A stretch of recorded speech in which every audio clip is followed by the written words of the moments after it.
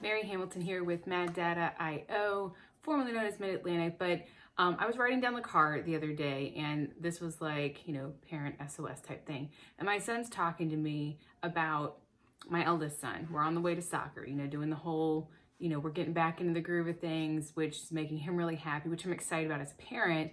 But on a technology side, he's talking to me about the Nintendo Switch. And he's like, Mom, did you know there's this like YouTuber and his nephew wound up spending all this money on his parents' account, like $500 worth. He's like, I can't imagine doing that to you guys.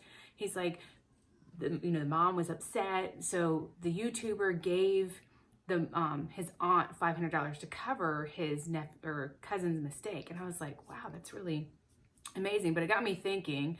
I was like, I take for granted because we're in technology, like we know how to kind of put controls in place and whatnot, and how we have these conversations, just open conversations with our kids. It's like, if you're going to be online, there's online etiquette, who you need to talk to, who you don't need to talk to, why I don't want you on YouTube making videos and posting them of yourself at a young age, why we don't want to do social media at this point for our family and our kids. But I was like, what about all those families who are out there, and like this mom, she didn't know that there's an actual app that Nintendo that you put on your phone where you can manage all those settings for your kids.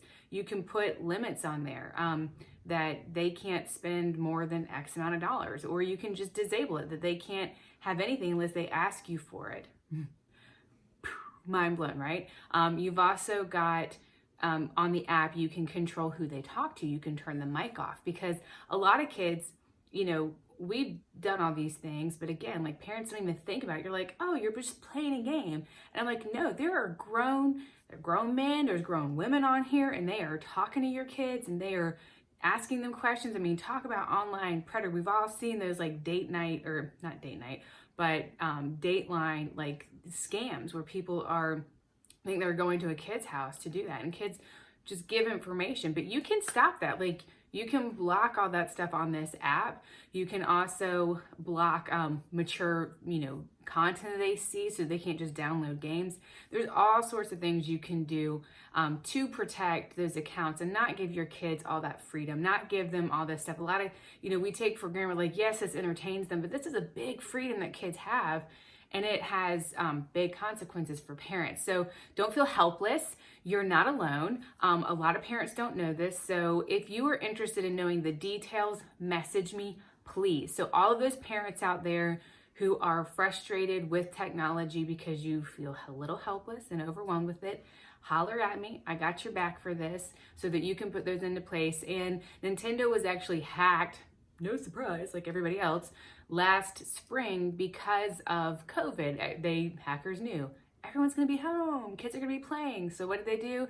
They went in and they hacked Nintendo's accounts in Nintendo to get access to the PayPal account. So, those were things that they did, and they don't always act right away. So if you have never changed your password on Nintendo Switch or the Nintendo account or Xbox, any of those accounts, if you haven't changed your password, I know I said passwords again, change them.